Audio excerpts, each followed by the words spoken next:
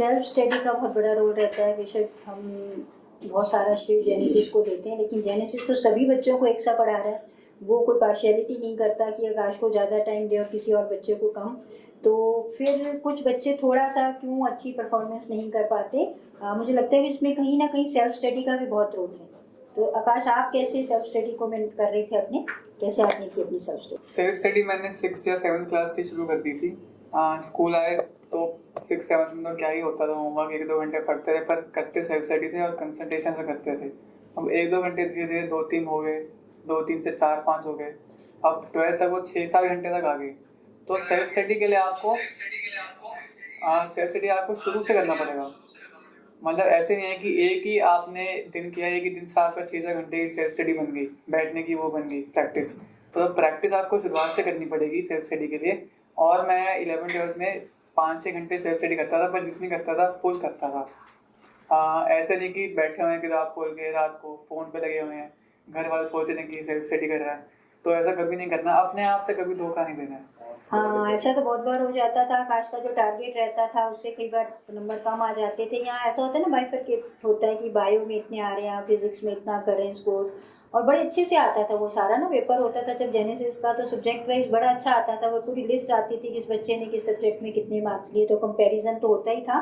तो आकाश, आपको भी कभी कभी लगता होगा ना किसी सब्जेक्ट में आप कम परफॉर्म कर रहे हैं, कभी कम नंबर आ रहे हैं, तो फिर कैसे करते थे आप, उसका क्या रिएक्शन रहता था आपको उसमें? टेंशन तो मैंने बिल्कुल भी नहीं ली। अगर नंबर कम आया चलो ठीक है, अगली बार देख लेंगे। आखिरी पेपर तो है नहीं, आखिरी पेपर तो हमारा नीट और एम्स ही हैं। ये पेपर तो हमारे सिर्फ प्रिपरेशन के लिए है। अगर इसमें गलती होगी तो अच्छी बात है, क्योंकि अगर हमारे सब में अच्छे नंबर आते रहेंगे, हम सोचेंगे अब तो हमें क्या जरूरत पढ़ने की, नंबर तो आ ही रहे हैं, उसमें भी मार लेंगे नंबर।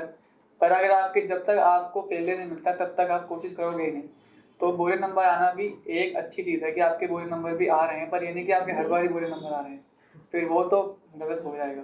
तो अच्छे नंबर के साथ आपके कभी कभार 1-2 रैंक नीचे भी आनी चाहिए, ताकि आपको लगे कि नहीं इस बार कुछ गलती हो गई है, इसको इम्प्रूव करना है। एक छोटी सी बात मैं यहाँ और ऐड कर देता हूँ कि आकाश आज एम्स में है, मगर आकाश कभी भी मेडिकल में डॉक्टर बनना नहीं चाहता। आकाश एक टारगेट लेके चला था right from the first day 11th class से कि मुझे KVPY क्रैक करना है और IISc बेंगलोर में मुझे एडमिशन लेना है। उसने ऐसा ही किया। KVPY में टॉप रैंकर था वो जेनेसिस का, और उसका एडमिशन 100% पक्का था। एडमिशन हुआ उसका बेंगलोर में IISc में, मगर मेरे मन में कुछ और चल रहा था, उसके मन में कुछ और चल रहा था। तो मेरे बेटे ने मेरी रिक्वेस्ट पे आपने उस टारगेट का भी, जिसको अचीव कर चुका था, उसका त्याग किया, क्योंकि मैंने उसको इतना मोटिवेट कर दिया कि मेरे परिवार में जितने भी डॉक्टर हैं सारे विदेश भाग गए, प्लीज़ तू मेडिकल में जा। तो मैंने उसको मना कर मेडिकल में डाला। उसने फिर मेरे सामने एक शर्त रख दी कि पापा मैं मेडिकल में चला जाता हूँ मगर मैं प्रैक्टिस नहीं करूँगा। तो कोई बात नहीं, मैंने उसकी शर्त मान ली। मुझे पता है कि जब वो 8 साल करेगा तो ऑटोमेटिकली प्रैक्टिस करने की आदत उसको खुद हो जाएगी। तो उसने मेडिकल और नॉन मेडिकल दोनों में जेनेसिस में इतना बढ़िया परफॉर्म किया कि जब आपका लेवल 1 होता है इसका इंजीनियरिंग का, लेवल 1 में भी हमने 98 पॉइंट समथिंग अचीव किए थे। आकाश ने मैथ्स भी साथ में रखा हुआ था, मैं आपको ये बता दूं, क्योंकि KVPY क्रैक करना और IISc में एडमिशन लेना उसका मैथ के बिना वहाँ पॉसिबल नहीं है, एंट्री नहीं मिल सकती आपको। अगर आपका टारगेट IISc बेंगलोर हो कि मुझे साइंटिस्ट बनना है, तो आपको मैथ भी साथ में रखना है। मैथ के बिना KVPY क्रैक करने का बेंगलोर टारगेट नहीं हो सकता। हो सकता है कि आप KVPY क्लियर कर लो, मगर आप बेंगलोर एडमिशन नहीं ले सकते। तो इसका पहला टारगेट बेंगलोर था। अब हमारा एडमिशन का जो प्रोसेस चला, क्योंकि अब जिसके हाथ में ज़्यादा कुछ होता है ना, तो फिर वो ज़्यादा ट्राई करता है। अब जिपमर क्लियर था, सबसे पहला हम जिपमर में गए।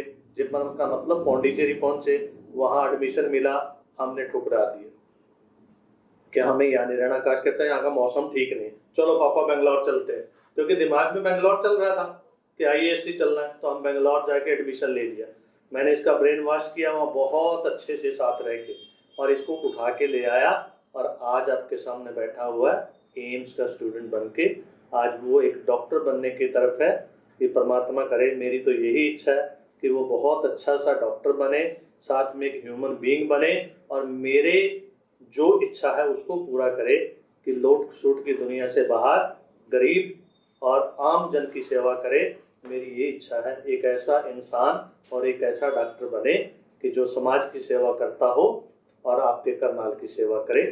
तो ब्रेन वॉश भी चलता है। यदि आप अच्छे फ्रेंड हैं अपने बच्चों के साथ तो हमने कोई प्रेशराइज नहीं किया भाई कि उसको तू अपना छोड़ और वो बन। उसकी टीचर्स की भी यही इच्छा थी।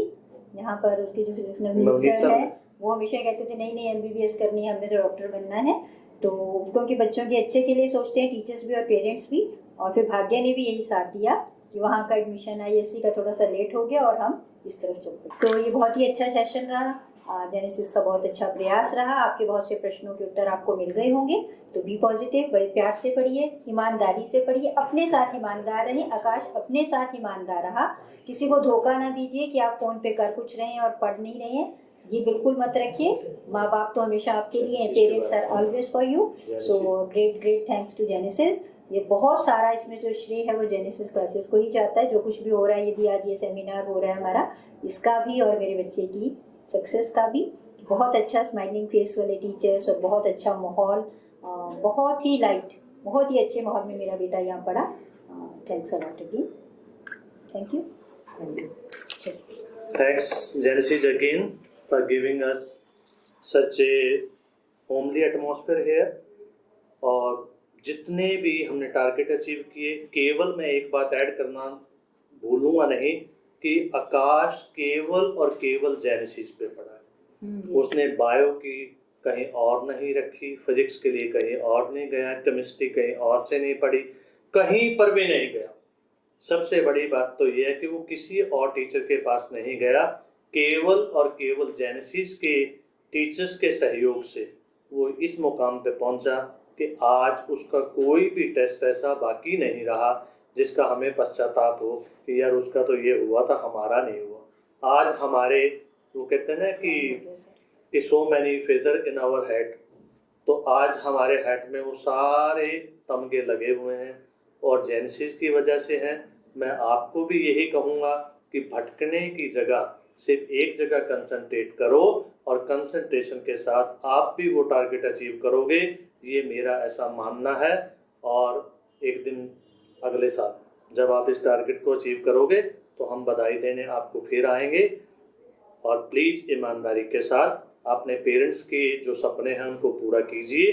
कहीं कमी रह जाती है, कोई गलती हो जाती है तो पेरेंट्स को इन्वॉल्व कीजिए, उनको बता दीजिए और टीचर का सहयोग लीजिए और अपने टारगेट को आप पक्का पक्का पक्का पक्का अचीव करोगे, ऐसा मेरा मानना। Thank you.